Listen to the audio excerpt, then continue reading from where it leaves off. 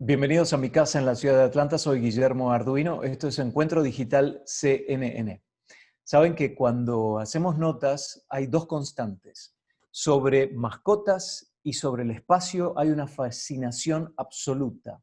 Entonces buscamos mucho porque es lo que la gente quiere, ¿no? Saber sobre el espacio. Y últimamente ha habido muchísimo interés a nivel internacional sobre la conquista de Marte, la Luna y qué es lo que podemos hacer para acercarlo más a nuestra vida. Y no solo estoy hablando de la NASA, la Agencia Espacial China, la Agencia Espacial Europea, la Agencia Espacial Rusa, además de la colaboración que puede haber entre estas entidades. Pero ahora vamos a hablar del Sol y una misión que se llama Solar Orbiter, que es un esfuerzo conjunto entre la Agencia Espacial Europea y la Agencia Espacial de Estados Unidos, que es la NASA. Para ello invitamos a Teresa Nieves Chinchilla, que es una científica del Goddard Space Flight Center de la NASA, y nos visita hoy para darnos las respuestas. ¿Qué tal, Teresa? Bienvenida. Bien hallada, buenas tardes, ¿qué tal? Nunca se estuvo tan cerca del Sol, ¿no? Y Bueno, la gente podría haber dicho, pero se va a quemar el transbordador que utilicen para llegar allí, pero lo que nos ofreció, ¿qué nos da en cuanto a imágenes? en realidad Solar Orbiter fue lanzada, como has dicho muy bien, es una colaboración entre las dos grandes agencias espacial europea y de NASA. Y realmente se lanzó en febrero y realmente no es la misión que hasta ahora ha llegado más cerca, esa es Ah, Parker Solar Probe, pero sin embargo sí que es la misión que ha tomado imágenes del Sol más cerca que ninguna otra. Hemos sido capaces de ver el Sol más cerca que nunca, jamás lo hemos hecho. Y hemos visto cosas muy interesantes. ¿cuál es la relación, el vínculo entre el Sol y la Tierra? ¿En qué nos afecta? Además de lo obvio, ¿no? O sea, es importante, esta sería una primicia, esto es una broma, pero realmente vivimos o no somos muy conscientes de que vivimos en la atmósfera de una estrella. Hemos vivido aquí dentro de la magnetosfera terrestre durante muchos años sin darnos casi cuenta, pero a medida que nuestra tecnología está avanzando y ponemos satélites en el espacio y queremos explorar el espacio, nuestra tecnología está afectada por los cambios del Sol. Eso es lo que llamamos meteorología espacial. Y por eso nosotros estamos completamente vinculados al Sol y de alguna manera electromagnéticamente vinculados a él.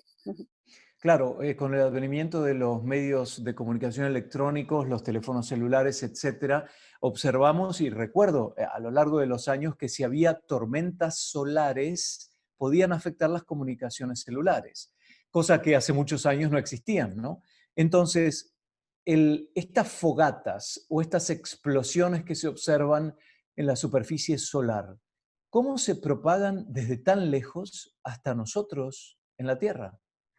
Es muy interesante, primero es muy interesante, lo has traducido como fogatas, que me gusta, yo había pensado hogueras también, pero estas pequeñas hogueras son conocidas, o sea, las grandes son las que llamamos fulguraciones solares, que son las responsables de la emisión de radiación altamente energética y partículas energéticas. Esas partículas energéticas en el medio interplanetario pueden dañar a la tecnología, igual que los hombres. Lo que ocurre con Solar Orbiter es que hemos visto pequeñas hogueras, muy pequeñitas, como minúsculas y puntos brillantes. Y lo hemos visto en una zona, en una región que se llama región de transición en el Sol, donde la temperatura en vez de crecer aumenta. Y lo que creemos es que esas pequeñas fulguraciones que emiten también partículas muy energéticas, pero en menor medida que las grandes fulguraciones solares, son las responsables de los cambios de temperatura en el Sol. Y es esa continuidad de temperatura cíclica. ¿El Sol atraviesa ciclos o en realidad no podemos saberlo? En realidad, los cambios que se están produciendo de temperatura, ese cambio de temperatura no tiene un ciclo. Por lo menos hasta ahora no tenemos evidencia de que tenga un ciclo, pero es muy extraño que a medida que te alejas del Sol, en vez de, hay una zona, normalmente lo que ocurre es que la temperatura disminuye, como si te separas de un radiador, efectivamente. Entonces, justo en esa zona, la temperatura aumenta. Y los científicos han estado preguntándose por qué. había teorías, pero no había forma de dar una explicación a esta pregunta. Con Solar Orbiter seremos capaces de dar una respuesta a esa pregunta y conociendo si realmente esto se confirma en el futuro, pues podremos entender mejor cómo el Sol funciona y sabiendo cómo el Sol funciona, pues obviamente seremos capaces de predecirlo mejor. Y estas fogatas u hogueras de la superficie solar son como las explosiones que vemos en esos videos tan impresionantes que parecen como llamaradas, como si fuera la erupción de un volcán. Todo está interconectado. Todo es porque esas pequeñas fulguraciones lo que están haciendo, y déjame que ponga un poquito de palabra técnica aquí, lo que están Sí. haciendo es un fenómeno que se conoce como reconexión magnética, que es cambiar la energía magnética en energía térmica. Entonces, esos procesos de reconexión lo que hacen es desconectar lo que está ocurriendo en el Sol y permitir que evolucione en el medio interplanetario. Entonces, las grandes estructuras que vemos que se emiten desde el Sol, de alguna manera se pueden emitir porque esas pequeñas desconexiones que se están produciendo se dan lugar en el Sol. Entonces, todo está interconectado. ¿Cómo podemos saber si ese cambio de temperatura, ese aumento o disminución de temperatura, cuando usted decía que se alejaba del Sol y la temperatura supuestamente debería disminuir, pero en determinado sector aumenta? ¿Cómo podemos saber que no es el Sol, sino el espacio interplanetario? O sea, en realidad lo que se está ocurriendo, lo está ocurriendo en el Sol porque es una zona cercana al Sol, donde Ajá, realmente el Sol está afectando, o sea, tiene, digamos que es su zona de dominio. claro, Una vez que ya pasamos al medio interplanetario, claro. ahí ya el Sol no tiene una conexión tan directa con esa, Mm. es ya parte de la evolución. Teresa, ¿el Sol siempre fue del mismo tamaño? El Sol siempre ha sido del mismo tamaño. Bueno, el Sol ha pasado por diferentes fases como estrella. Es una estrella de mediana edad, vamos a llamarle así. Tiene como aproximadamente 5 billones de años, pero le quedan otros 5 aproximadamente billones de años. Y en los procesos de las estrellas cambian de alguna manera de tamaño, como cambiará dentro de 5 billones de años. Pero digamos que en la historia de la humanidad en la Tierra, la estrella podemos decir que es el mismo tamaño. Mm. Y el vínculo con la Tierra evidentemente puede cambiar la relación con la Tierra desde el punto de vista teórico, porque en la práctica está, pero nosotros no sabemos cuál es su función y sus funciones aleatorias, supletorias que puede tener y que los vamos descubriendo con la ciencia y con este tipo de experimentos como el Solar Orbiter. Pero lo que sí sabemos es que es fundamental para nosotros para vivir, ¿no? ¿Podría ser el Sol también dañino para nosotros, para la Tierra? El Sol de alguna manera es dañino, ¿te refieres a si puede, el planeta está Aten- afecta? El sí, planeta está, atentar contra la civilización, contra nosotros. o sea, contra el ser humano, cuando ocurre, por ejemplo, una fulguración solar o una emisión de masa coronal o lo que llamamos como tormentas solares, digamos que tú como ser humano no estás biológicamente afectado. Sin embargo, tu vida, tus relaciones sociales o tus dependencias, el internet, tu teléfono, tu forma de trabajar, Claro. se va a sentir afectada. Y de alguna manera, la estructura social va a afectarse por la actividad del Sol. Ejemplos tipos son, por ejemplo, hoy una ambulancia cuando va hacia el hospital se comunica por teléfono con el hospital para recibir al paciente. Si resulta que el sistema de comunicación de los satélites no está funcionando o deja de funcionar, el paciente que va en la ambulancia no va a recibir el servicio que, te recibiría normalmente y por lo tanto puede morir. Obviamente ese sería un caso dramático, es un ejemplo, ¿no? Pero Claro. podríamos extrapolar muchos de estos ejemplos a nuestra vida cotidiana. Ujú. Como científica, ¿no, Teresa? ¿Cuál fue la reacción de ustedes cuando vieron las primeras imágenes? ¿Qué fue lo primero que fueron a ver y que encontraron? Pues fíjate que una de las cosas, desde febrero hasta ahora se llama lo que se llama la fase de comisión, que es que cuando se están encendiendo todos los sistemas del satélite. Hemos encendido todos los instrumentos científicos y normalmente esto se hace para calibrar, no esperamos ver nada. Entonces, en concreto, este instrumento, cuando los científicos del instrumento vieron, en realidad pensaron que estaba mal la calibración, que algo le estaba ocurriendo a la imagen.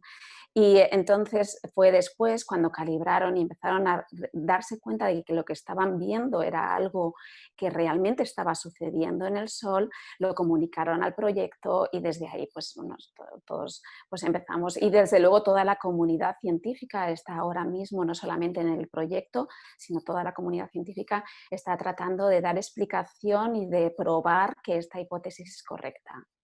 ¿Las imágenes son en vivo o el orbiter las toma y después las envía?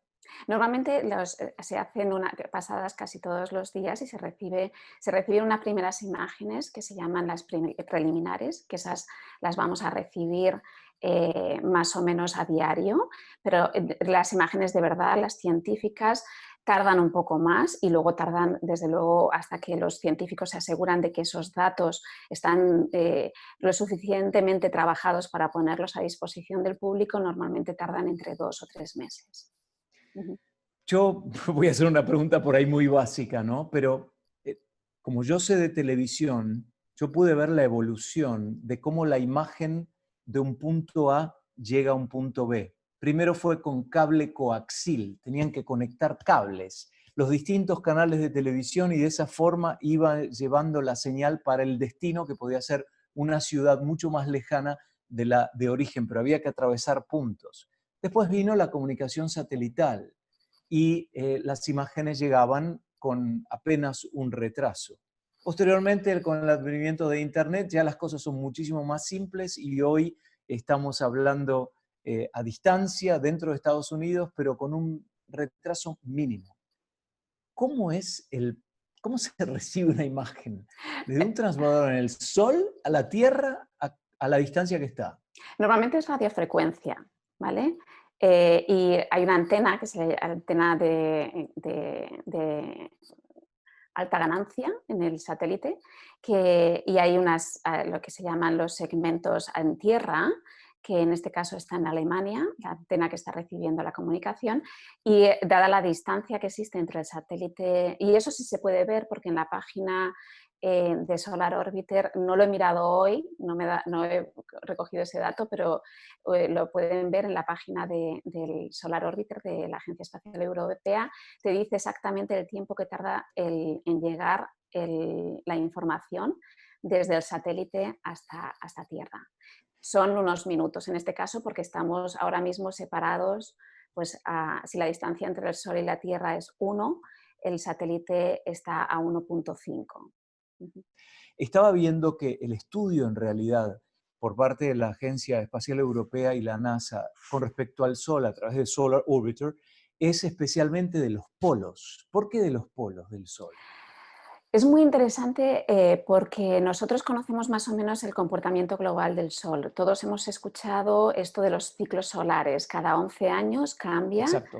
y, sin embargo, hay pequeños detalles o piezas de puzzle que no tenemos bien entendidas. Una de ellas, por ejemplo, es que acabamos de pasar el ciclo solar 24, estamos iniciando el ciclo solar 25, hemos pasado por un mínimo en el que no había manchas solares. Pero este mínimo ha sido muy mínimo. Ha durado más de lo que nosotros pensábamos o los modelos predecían. Igual que ocurre con el número de manchas solares, ha sido más pequeño con respecto al ciclo anterior. Y esto los modelos no lo pueden predecir. Y nosotros creemos que los polos y la relación de los polos con el ecuador, la forma en que están acopladas, juega un papel importante en este cambio de ciclo. Entonces, creemos que observando los polos y siendo capaces de estudiar el movimiento del plasma que ocurre y las dinámicas, que son procesos físicos que se dan en esta zona, podremos entender mejor cómo funciona el ciclo solar. Recién, doctor, usted dijo el ecuador. ¿Se refiere al ecuador del Sol? Sí, Es decir, la perdón. línea. Sí, perdón. En la zona ecuatorial solar. Así, pero así se le llama en ciencia también, la zona Sí, los ecuatorial polos, y los sí, polos. Qué sí. interesante, nunca se me hubiera ocurrido. Es decir, claro, es interesantísimo. Quiero tocar por un minuto el tema de la, mm, ¿cómo se les llama? Transmisiones magnéticas, cuando hay una explosión solar y eso Emisi- impulsa. Emisión de masa coronal.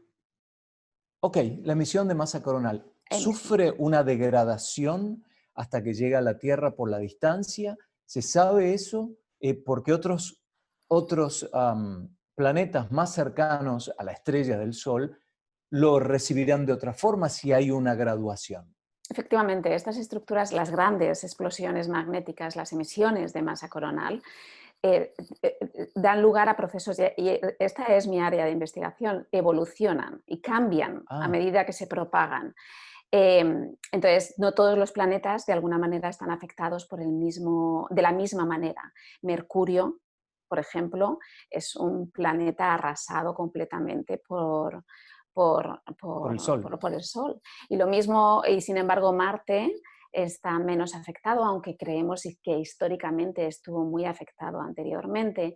Entonces, sí es verdad que los científicos planetarios estudian cómo afecta a cada uno de esos planetas la variabilidad solar y que estas estructuras efectivamente cambian tanto en forma como en energía con la distancia al Sol. Ujú. ¿Y existe alguna protección natural de la Tierra con respecto a esta radiación? ¿O no está dado por la atmósfera ni nada y simplemente lo podemos No, absorber? sí. Sí, de hecho es una de las razones por las que existe vida en la Tierra. Nosotros tenemos la magnetosfera. La magnetosfera es un campo magnético, que casi de superhéroe, alrededor de la Tierra, que lo que está haciendo es proteger, sirve de escudo protector contra esa radiación. Lo que ocurre es que algunas veces ese escudo de protección sufre una degradación o un pequeño, digamos que se abre unas pequeñas, como digamos, compuertas o pequeñas roturas que permiten la entrada de energía y radiación. Y eso ocurre bajo determinadas condiciones en las que más o menos sabemos cuáles son. Entonces, lo que tenemos que saber sobre todo es si la emisión que está ocurriendo en el Sol va impactada en la Tierra y cómo va a ser el impacto. Mm. Sabiendo que si esto, cuándo ocurre y cómo va a ocurrir, podemos hacer una predicción y de alguna manera proteger la tecnología que está dentro de la magnetosfera. Claro. Ujú. Cuando usted está hablando sobre todas estas características y dice estudiamos, predecimos, yo me pregunto de qué disciplinas se ayudan para poder calcular todo esto. ¿La inteligencia artificial, la computación cuántica o es meramente humano el esfuerzo? No, no, no, de hecho, heliofísica es una disciplina muy multidisciplinar. Es astrofísica, obviamente, porque estamos estudiando un astro, pero también tenemos física de plasma. También ahora, en los últimos años, se ha incorporado todo el tema de inteligencia artificial y, eh, no sé cómo traducirlo, machine learning, que le Sí, machine llaman. learning, lo decimos en español, machine Sí, learning. también, ¿no? Y, o sea, existen muchísimas disciplinas, ingenieros obviamente, que están trabajando conjuntamente con científicos porque las misiones son muy, necesitan... Y, o sea, hay muchísimas disciplinas y mucha Mm. gente que trabaja en heliofísica y que forma parte del equipo y es necesario ese conocimiento. Ujú. En la meteorología terrestre se utilizan los modelos matemáticos o modelos numéricos que reciben un montón de información y ellos después dan una respuesta. De hecho, yo entrevisté en Hawái, en la agencia de tsunamis de Estados Unidos, un modelo numérico que podía predecir el tipo de ola que iba a llegar y a dónde después de que se generara un tsunami. ¿Ustedes con el sol pueden hacer ese mismo tipo de utilización o no? De hecho, la analogía es muy válida. Nosotros estamos en el nivel de conocimiento en lo que se llama la meteorología espacial, digamos que estamos 50 años retrasados con respecto a la meteorología terrestre.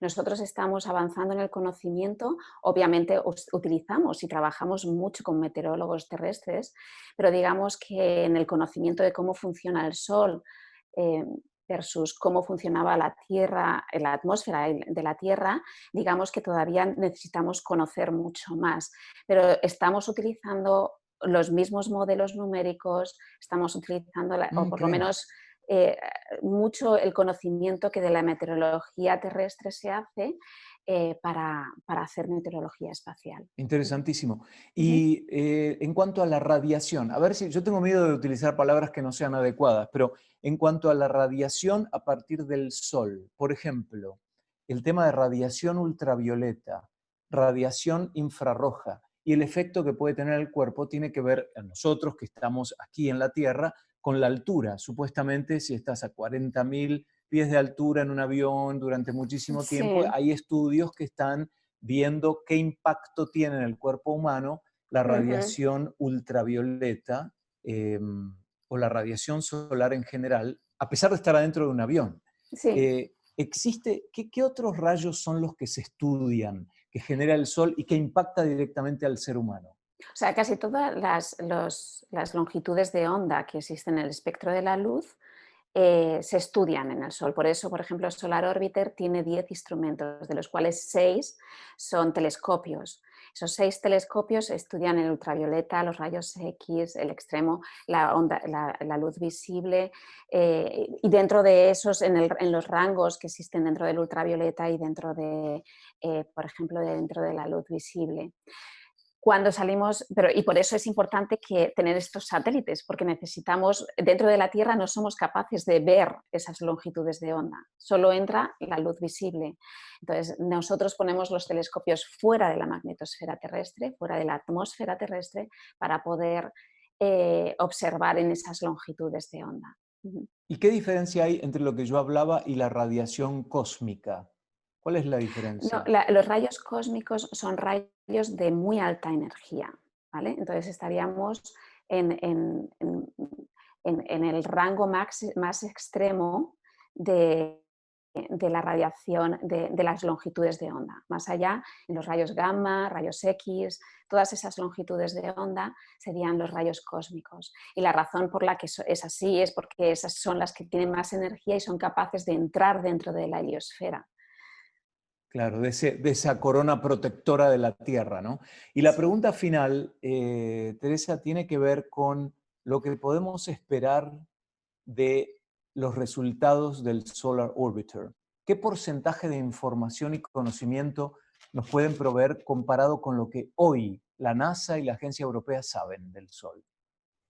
Pues mira, dadas las situaciones, dada el escenario que estamos viviendo ahora, que simplemente con las imágenes test, vamos a llamarlas así, o las primeras imágenes, hemos sido capaces de visualizar posibles respuestas a muchas de las preguntas que existen en el campo. Nosotros creemos que Solar Orbiter va a ser una pieza clave en el entendimiento de nuestra estrella y de la atmósfera. Vamos a ser capaces de ver a muy alta resolución, mucho, no solamente muy cerca, sino a muy alta resolución lo que está ocurriendo en el Sol. Y además, dado que Solar Orbiter comprende 10 tipos de instrumentos que no hemos hablado mucho de ellos, pero de alguna manera están interconectados y nos van a permitir ver desde pequeñas escalas hasta cosas grandes como estas emisiones de masa coronal y poder darles seguimiento en un medio interplanetario.